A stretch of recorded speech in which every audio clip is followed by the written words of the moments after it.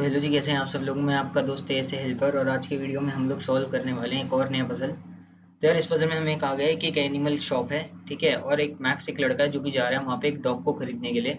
और शॉप के अंदर 3 ब्रीड्स हैं, ठीक है, 3 तरीके के कुत्ते हैं वहाँ पे।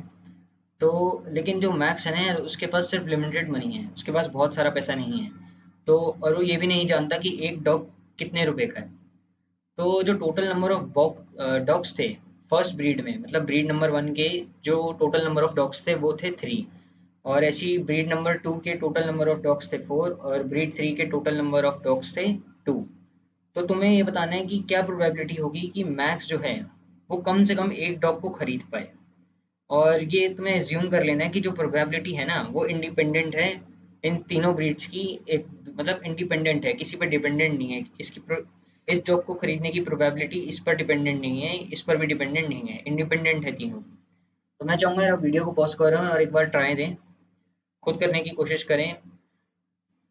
तो मैं उम्मीद करता हूँ यार आपने कोशिश की होगी। तो अब मैं आपको समझाता हूँ इसे कैसे करना था, क्योंकि हमें बोला था ब्रीड नंबर 1 के 3 डॉग्स हैं, ब्रीड नंबर 2 के 4 डॉग्स हैं, और ब्रीड नंबर 3 के 2 डॉग्स हैं। तो जैसे कि हमें पता है कि हमें निकालने से कि एटलीस्ट एक डॉग खरीद पाए मैक्स, इसकी क्या प्रोबेबिलिटी है। लेकिन मैं ये कहता हूँ कि हमें एटलीस्ट एक डॉग की ही प्रोबेबिलिटी निकालने से अच्छा है कि हम ये निकालें कि मैक्स एक भी डॉग को नहीं खरीद पाएगा। तो हमें ये कैसे निकालेंगे? हम लोग ये निकाल लेंगे कि प्रोबेबिलिटी क्या है कि वो फर्स्ट डॉग को खरीदने की कोशिश करे और उसके सारे पैसे खत्म हो जाएं। तो वो फर्स्ट ब्रीड के 2 डॉग्स अगर खरीदेगा तो उसके ऑब्वियस है वो सारे के सारे तो डॉग्स नहीं खरीद पाएगा, क्योंकि इसके पास तो इतना पैसा है ही नहीं। तो मैंने ऐसा मान लिया कि वो पहली ब्रीड के 2 डॉग्स को खरीदेगा 3 डॉग्स में से, तो उसके पास पैसे खत्म हो जाएंगे। तो ये 2/3 डॉग्स को खरीद लेगा। ऐसी ब्रीड 2 के 3/4 को खरीद लेगा। 3/4 प्रोबेबिलिटी है कि वो 3 डॉग्स को खरीद लेगा 4 में से, और फोर्थ डॉग को नहीं खरीद पाएगा। ऐसे ही मैं कहता हूँ कि अगर वो थर्ड ब्रीड का डॉग लेता है तो वो 2 डॉग्स में से एक डॉग को खरीद लेगा, तो प्रोबेबिलिटी हो गई 1/2। ठीक है। जब इन तीनों ब्रीड्स में से कोई भी ब्रीड को चुनकर उसके मतलब सारे के सारे डॉग्स नहीं, सिर्फ एक कम डॉग को खरीदता है, तो उसके पास पैसे खत्म हो जाते हैं।